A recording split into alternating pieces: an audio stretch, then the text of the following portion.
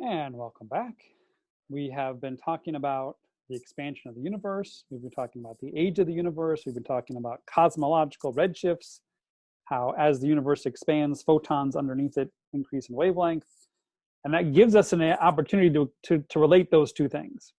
The redshift, really, what does it tell us? It doesn't tell us how fast a galaxy is moving away from us.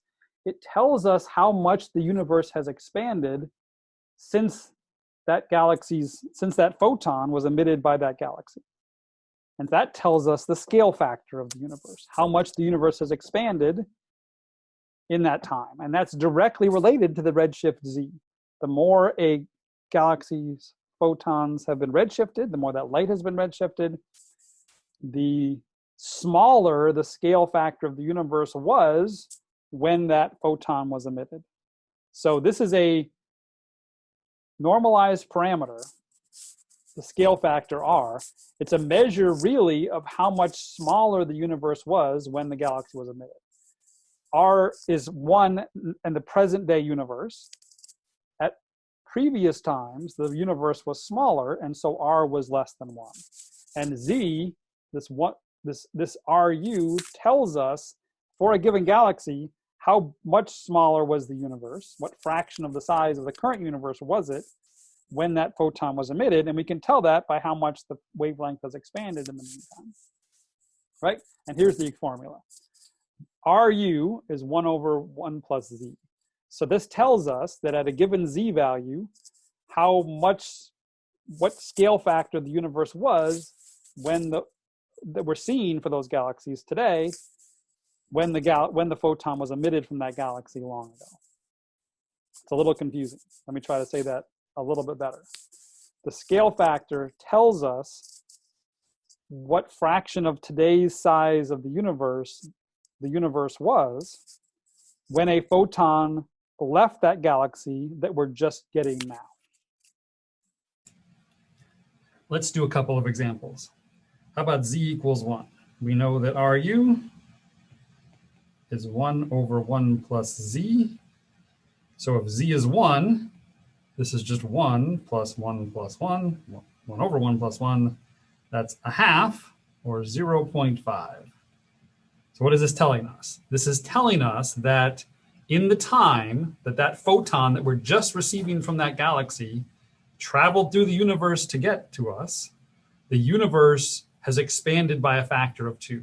When it left that galaxy, the universe was half the size as it is now, which kind of makes sense. What does a z equal 1 galaxy mean? It's a galaxy, you may remember how a z is defined. It's a galaxy whose wavelengths have all doubled.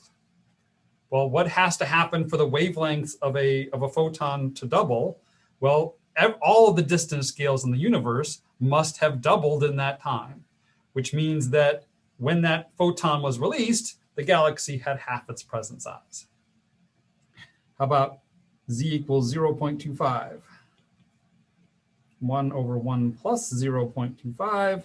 That's 1 over 1.25. You can plug that into a calculator if you want, or you can make this a nice fraction by multiplying the top and bottom by 4. You get 4/5, or 0.8. And so this is a galaxy with z of 0.25 that is much closer than the galaxy with z equals 1. And so we would expect the universe hasn't gotten as big in the intervening time while that photon was traveling through the universe, because it's been traveling through the universe for much less time. And indeed, when that photon left that galaxy at 0.25, the universe was 80% of its present size. It's grown by that much in the time that photon has been traveling through the universe to get to us. How about a really distant galaxy, z equals 9? Again, this would be one of the most distant galaxies that's ever been measured. RU 1 over 1 plus 9.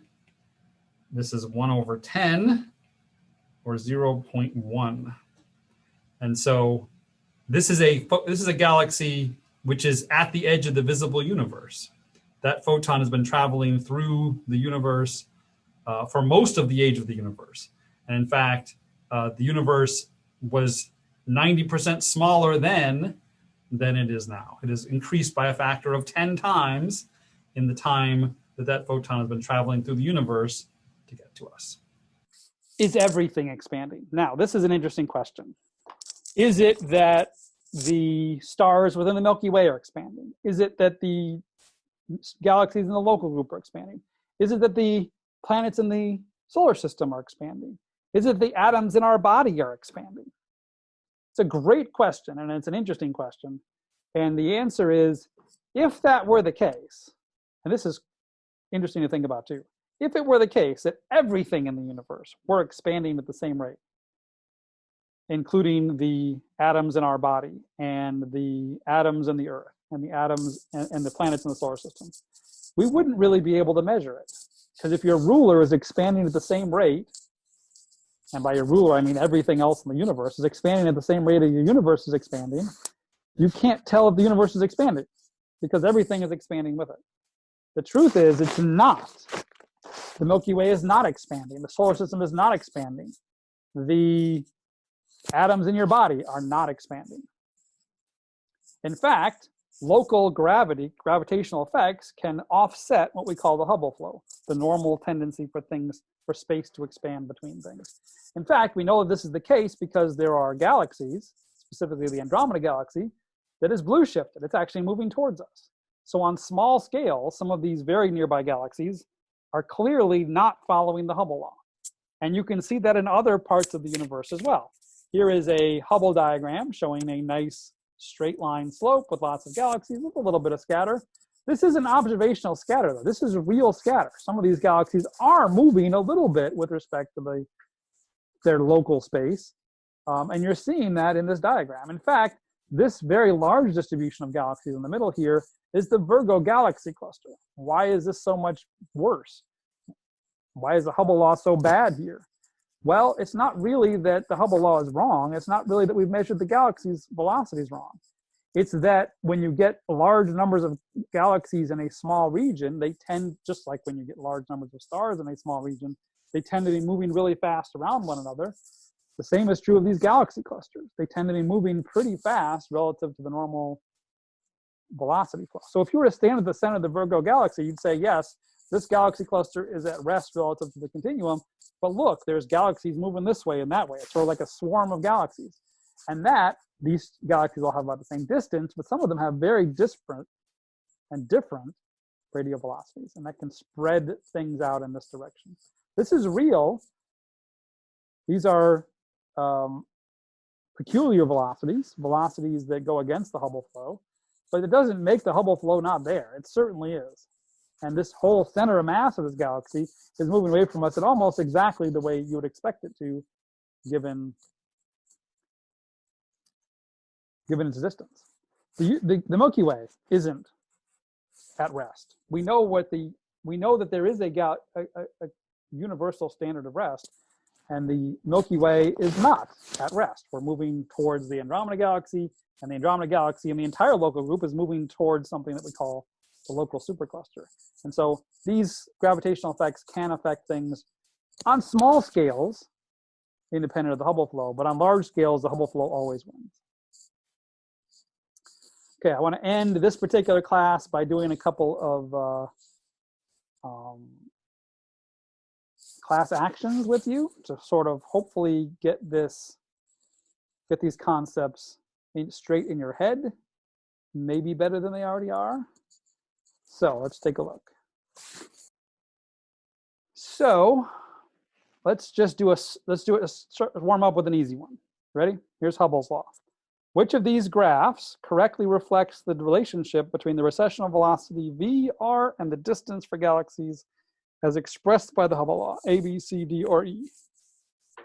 I'll let you write down your answer. You can pause the video, think about it, look it up, and then we'll come back and talk about it. Okay, welcome back. Now you know that radial velocity and as a function of distance is increasing, right? The further you are away, the faster you're moving away. So that immediately eliminates C and D. D is not changing at all, and C it's moving in the opposite direction. So both A, B, and E, you're getting larger velocities the further you get away. Great. Well, we know it's not E, it's a straight line. E is wrong. That looks like a rotation curve, but it's certainly not a Hubble law. So it's not E either. So it's either got to be A or B. Both of them have nice linear slopes moving away from the origin, but only one of these can be right. And in this case, it's B. How do we know it's B? Because it goes through the origin. We know that as you go towards distance equals 0, the velocity has to go to 0. It can't be that when you get to distance equals 0, there's still some positive radial velocity. That would not be a straight up consequence of some expanding universe. This is the only thing that can be explained by the expanding universe. And this is actually what we see. So it has to go to the origin. At distance equals 0, velocity, in fact, goes to 0. Great. Let's do another one. Let's do Hubble constant 2, Milky Way, and galaxy 1. Okay. The diagram below illustrates the velocity of galaxies for a Hubble constant of 70 kilometers per second per megaparsec as seen from the Milky Way. So you've got the Milky Way here, and you've got 4 different galaxies, 4 different other galaxies at different distances, and you're observing them at different velocities. So what would the velocity of the Milky Way be as seen from galaxy 1?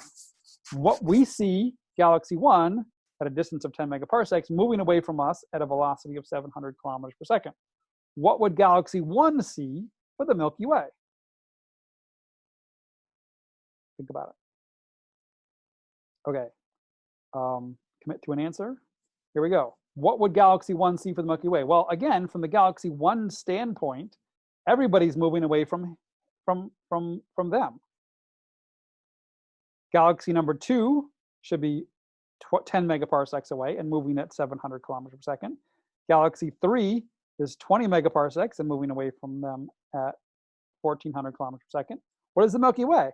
Well, we're 10 megaparsecs in the other direction, but we're also moving away from galaxy 1 perspective in this direction. How fast? Well, same velocity, 700 kilometers per second in that direction, right? Galaxy 1 sees the Hubble law the same way galaxy 2 and the Milky Way do. The further away a galaxy is, the faster that galaxy will be moving away from that galaxy. Okay, let's do one more here. We've got galaxy 4 and galaxy 2. So what would be the radial velocity of galaxy 4b as seen from galaxy 2? Well, again, all you have to do is subtract these numbers, right? Galaxy 4 is 20 megaparsecs away from galaxy 2, and subtract these two numbers. Galaxy 2 thinks they're at rest and sees galaxy 4 moving away from them at 1400 kilometers per second. And so the answer is 1400 kilometers per second. Okay, I've got a couple more. Let's do universe age.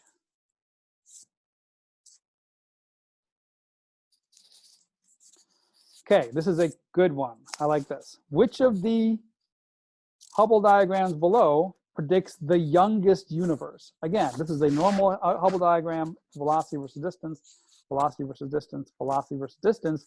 Which predicts the youngest universe? Again, think about it, pause it, come back, we'll talk about it. Okay, there's 2 ways to go about thinking about this. The first way is, remember what these things are.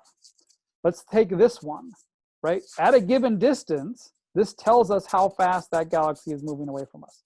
So at a given distance, this one is moving slow, this one is moving a little bit faster, and this one is moving fastest yet. Which is the youngest universe? Well, it's the universe that has gotten to this distance the fastest. Which one has gotten to the fastest? The one that's moving at the highest velocity, and that has to be this one. So just from a velocity, distance, time perspective, you can see B must be the youngest and A must be the oldest. The other way to think about this is to remember what the Hubble constant is. The Hubble constant is the slope of this line. So the Hubble constant is smallest in A and middle in B and largest in, middle in C and largest in B. And remember that the age of the universe is the inverse of the Hubble constant. The larger the Hubble constant, the younger the universe. So the steeper the slope, the larger the Hubble constant, the younger the universe must be. The answer is B. Okay, let's do one more. The local group. So how is the behavior of galaxies in the local group different from what we observe in distant galaxies? Larger fraction growing in size? No. Aging more rapidly? No. Some moving closer to us? Yes. This is the thing that never happens more near distant galaxies, but does happen in the local group of galaxies, particularly the Andromeda Galaxy. Several are rotating very, very rapidly. That's true, but that's no different than distant galaxies. The answer is C. Locally, some galaxies can disobey the Hubble law. Okay, we will stop there for today. We'll come back next time and talk about some other grand things in the universe, like dark matter. So come back then.